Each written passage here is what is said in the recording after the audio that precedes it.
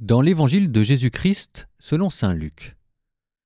En ce temps-là, Jésus disait à ses disciples : « Il est inévitable que surviennent des scandales, des occasions de chute, mais malheureux celui par qui cela arrive.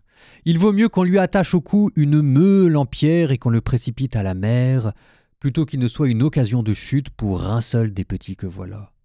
Prenez garde à vous-même. Si ton frère a commis un péché, fais-lui de vifs reproches, et s'il se repent, pardonne-lui.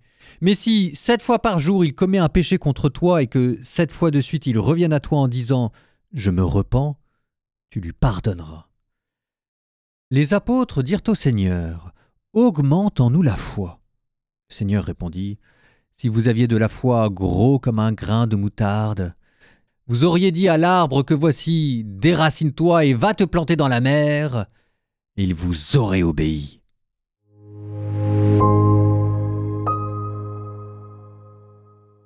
Il y a une petite différence entre saint Luc et saint Matthieu. Sur la même question, combien de fois faut-il pardonner ? Saint Luc dit, enfin plutôt Jésus dans l'évangile selon saint Luc dit, si 7 fois par jour il demande pardon, tu lui donneras pardon.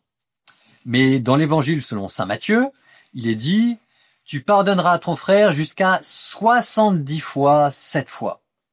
D'où ma question, qu'est-ce qu'il vaut mieux ? Est-ce qu'il vaut mieux quelqu'un qui commet 70 fois 7 fois des péchés ou quelqu'un qui 7 fois par jour vous demande pardon ? Instinctivement, j'aurais quand même plutôt tendance à dire pour ma part que 7 fois par jour quand même, c'est fatigant. C'est que là, la miséricorde devient moins un acte de charité qu'un acte de patience et de ce qu'on appelle longanimité, longueur de temps et grandeur d'âme. 7 fois par jour. 7 fois par jour, oui, mais alors quel type de péché ? Je suppose que ici, si jamais c'est par exemple un mari qui tape sa femme et que 7 fois par jour il lui demande pardon, ça va être plus compliqué que ça de lui demander de lui donner pardon. Je suppose qu'il est question ici des maladresses ou alors des méchancetés ou alors des petites méchancetés, ce qu'on appellerait des péchés véniels, des imperfections de caractère, des étourderies, des langues qui fourchent, des petites piques que l'on peut envoyer au quotidien, de la table qu'on débarrasse mal et du repas que l'on ne soigne pas. Enfin, tous ces péchés qui sont fatigants au quotidien mais qui n'empêchent pas de vivre, mais qui finissent quand même par pourrir la vie. On appelle ça la haine du quotidien. Peut-être l'avez-vous déjà vécu, à force de vivre avec une personne, on devient moins attentif à ses qualités qu'à ses défauts et on finit par ne plus voir que ses défauts.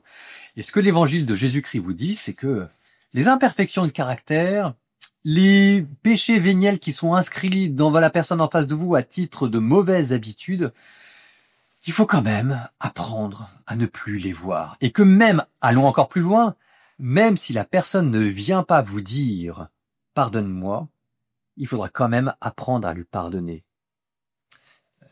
La grandeur d'un roi, c'est de cacher les offenses. Alors après, vous avez ensuite les péchés plus gros, plus importants, les fautes professionnelles ou alors les péchés qui sont pas admissibles. Et donc là, cette fois-ci, il faut que la personne en face de vous demande pardon. Et en même temps que vous lui donnez pardon, il faut aussi lui donner la marche à suivre pour qu'elle regagne votre confiance, parce que tout ça ne se fait pas du jour au lendemain. Donc vous devez distinguer gros péchés entre guillemets et petits péchés. Mais les petits péchés qui nous pourrissent la vie au quotidien, écoutez ce que vous a dit Jésus. Si ton frère a commis un péché, pardonne-le, même si 7 fois par jour il commet un péché contre toi, dis-lui que tu lui pardonnes. Et si l'ami il a commis un gros péché, vous entendez aussi la phrase de Jésus, fais-lui de vifs reproches. Bon, mais c'est quand il fait des gros péchés qu'on fait de vifs reproches. Pour les petits péchés, on pardonne d'emblée de jeu.